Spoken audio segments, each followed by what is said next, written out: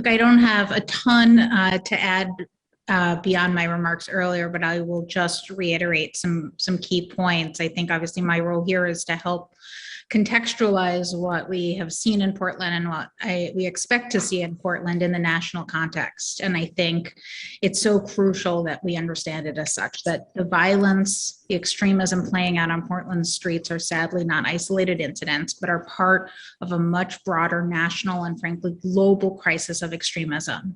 It's the natural culmination rather of months and years of disinformation, of hate, of conspiracy theories that have been churning and increasingly mainstreamed in so many ways. And while the ways in which this extremism manifests, from large-scale events like Charlottesville, Pittsburgh, or El Paso, to events on streets like what we've seen in Portland and other cities like Berkeley and beyond, to the record level hate crimes. It's important that we not separate these events, that we not separate these various forms of extremism, and rather see them as part of the record level domestic terror, extremism, and hate that we're seeing in this country.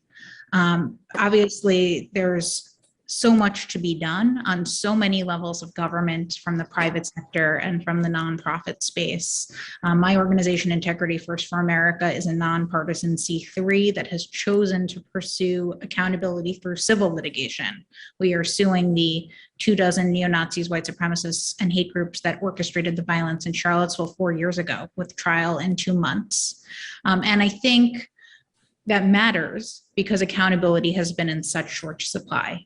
And so as we go into this weekend, it's so crucial that we put a fine point on the urgency of accountability when it's been so lacking, on the importance of understanding how these extremists operate, of not creating false equivalencies, of not allowing these extremists to make their message increasingly mainstreamed in the ways that they have in recent years, and rather that we make crystal clear that they have no place in our communities, in Portland, of course, but of course around the country as well.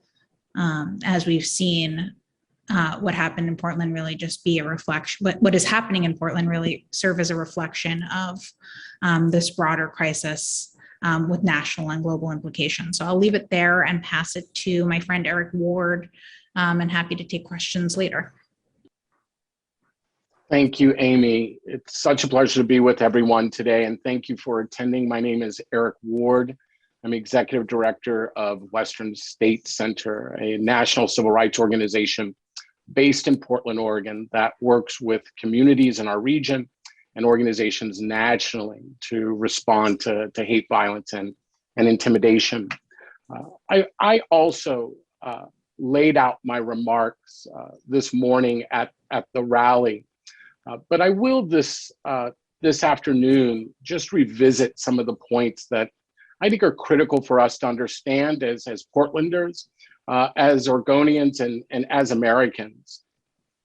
It is that we know from prior anti-democratic mobilizations in Portland that the majority of attendees do not reside here, but travel to the city to engage in political violence. This will be the case again on Sunday. Attacks on our civil institutions haven't stayed within the Portland city limits. Over the last 5 years, as Portland has been left largely on its own to contend with this political violence, we have begun to watch it ebb and flow across the states. Today, we don't merely speak of Malheur in Portland, Oregon. We now talk about Cresswell and a mayor who recently resigned because of pressure from far-right paramilitary organizations like the Proud Boys and others. We speak of Southern Oregon and government officials who have been threatened and harassed, school board members who have had to cancel public meetings, and of course, the attempted insurrection at the Oregon State Capitol. It is important for us to understand, right, that these attacks must be responded to. And we have to understand that our response can no longer be limited to Portlanders having to wrestle with what is a national and state moment. Bigoted and anti-democratic groups want to sow chaos to promote their dangerous and exclusionary agenda as an alternative to local government. We need to understand this is not merely combat between counter-protesters and an authoritarian insurgency, but that the target is to undermine local governance. These groups benefit from a perception of lawlessness and fear. And we must understand that that is exactly what is intended to be spread this weekend. As I said earlier in the rally, violence at these events isn't a bug, it is a feature. The burden of responding to political violence, as I said before, can no longer be limited to a handful of leaders in a handful of jurisdictions such as Portland, Oregon, Multnomah County, and the metro region. It is time for county officials from around the community to begin to take responsibility. It should be noted that many of the agitators coming into our communities do not reside in Portland, that many of the leaders come from surrounding communities, and we need those communities to step up. Communities that benefit from the economic lifeblood that is Portland, Oregon. Portland isn't an island, and it is time for surrounding counties, the state, and the federal government to stop treating it as an island. If Portland is to be treated as an island, we should no longer be surprised when Portlanders begin to act as if we are on an island. It is time for real rapid response intervention from the state and all levels of the federal government. Not just the kind of intervention we've seen in the past. I'm not here to relegate this to a conversation merely around criminal activity. We have to understand that these incursions are attempts to take advantage of the crisis and opportunities that Portlanders face each and every day. This is about developing a larger set of initiatives to prevent attempts to undermine local democracy. In Oregon and across the country, democracy is under assault. This crisis requires urgent actions and deep investment. Western State Center believes in a statewide pro-democracy platform to strengthen local democratic institutions and civil society to withstand these attacks. For example, we believe state government should be exploring several actions, convene stakeholders from across the sectors to investigate and share best practices and policy reforms to combat the rise of anti-democratic activity in Oregon, devote resources to state agencies to better equip them to face challenges from these political moments of violence, send key public outreach professionals from crucial state agencies to communities facing these rallies, like the one Portland faces Sunday. We must strengthen paramilitary laws. We must also turn our attention to the increased harassment and violence towards journalists. The state needs to explore laws that provide better protection to those who simply work each day to tell Portlanders and Oregonians the stories and the news of the day. We must protect and support public employees who are burdened by increased intimidation and physical threats, including establishing a cross-jurisdictional local government task force to analyze threats regularly and coordinate responses to anti-democratic organizing. We must encourage information sharing. Those targeting Portland have often broken existing laws and rely on the lack of coordination from municipalities to continue flouting Portland's laws, values, and norms. Finally, we must expand and refine efforts at the Department of Justice, such as creating a desk at the Department of Justice to focus specifically on groups who seek to create political violence in our community. Now, I'd like to pass it over to Mayor Wheeler. Thank you, Eric. And I want to thank both Amy and Eric for their comments, both this afternoon as well as earlier this morning. I appreciate your presence here and your important perspective. Well, good afternoon, everyone, and thank you for joining us. We are here today because, as you're well aware, the city, its public works bureaus and police bureau are certainly aware of, and we're preparing for a variety of potentially large gatherings being planned for early afternoon this Sunday, August 22nd. It is our understanding at this time that the gatherings will take place at Tom McCall Waterfront Park. I want to be clear, no permits have been requested or issued for these events. To prioritize public safety, City Council offices and city bureaus are working collaboratively along with local and regional law enforcement partners to prepare for these events. It's certainly my hope and expectation that these events will remain peaceful. If there are those who engage in non-peaceful behavior, we want you to know and understand that the city, the police bureau will respond to the situation to the very best of our ability, given the current legal and logistical constraints. I think folks are clearly aware that the city of Portland has long embraced and continues to support the most cherished of American values for generations, and that's the right to assembly and the right to free speech. But as we have seen in the past, these events can be subverted by people who come with the intent to commit either acts of violence or destruction, or sometimes both. To those people who want to engage in this kind of behavior, I say this: do not show up.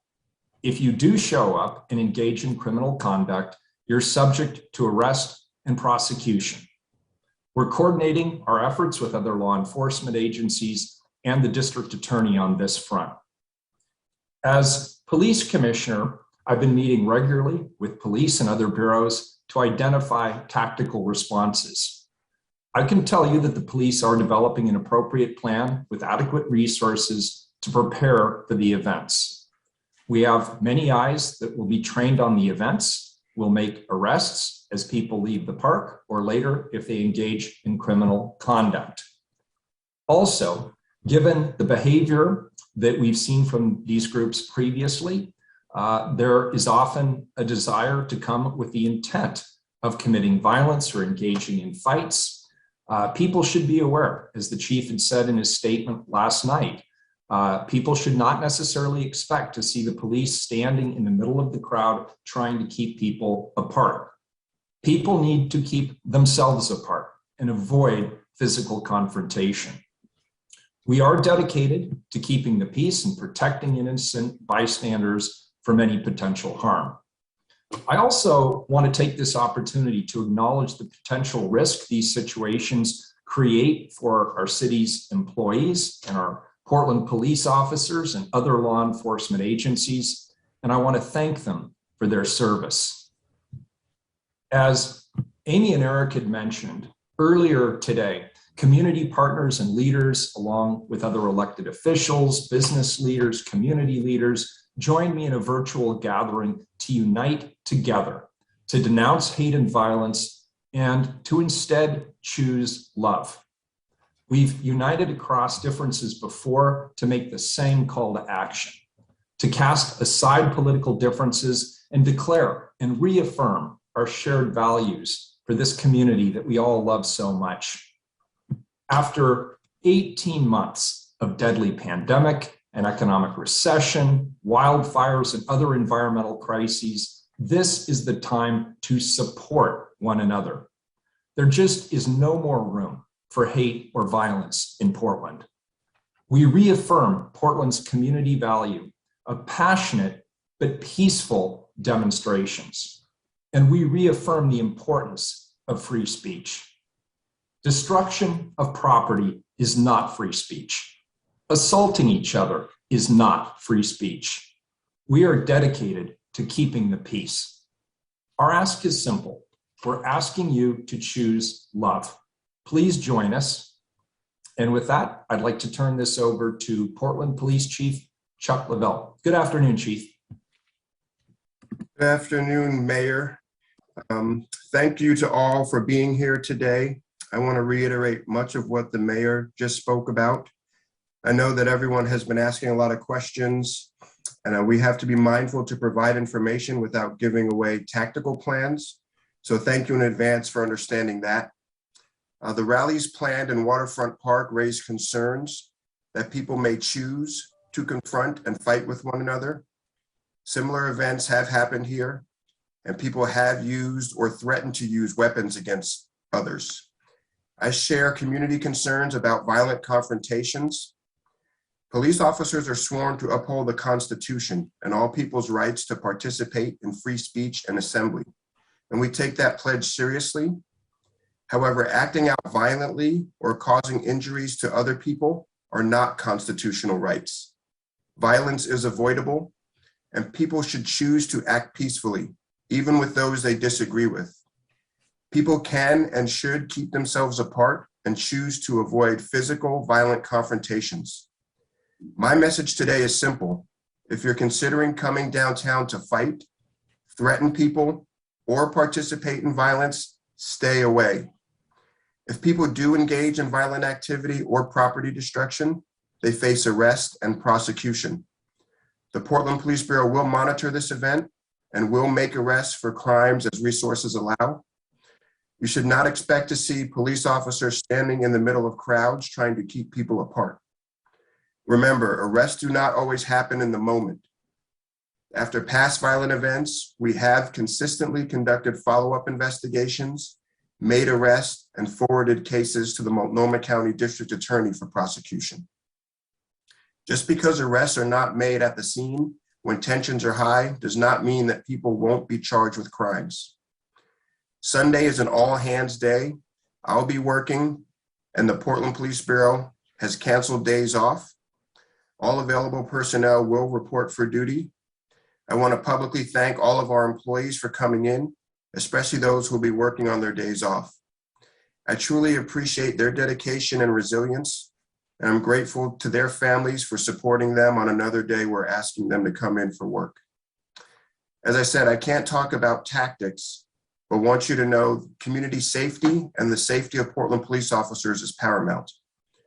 We'll be providing real-time community safety updates via our Twitter page throughout the day. On Sunday, you can find us by searching the tag @Portland Police. Please monitor that channel for updates. Thank you.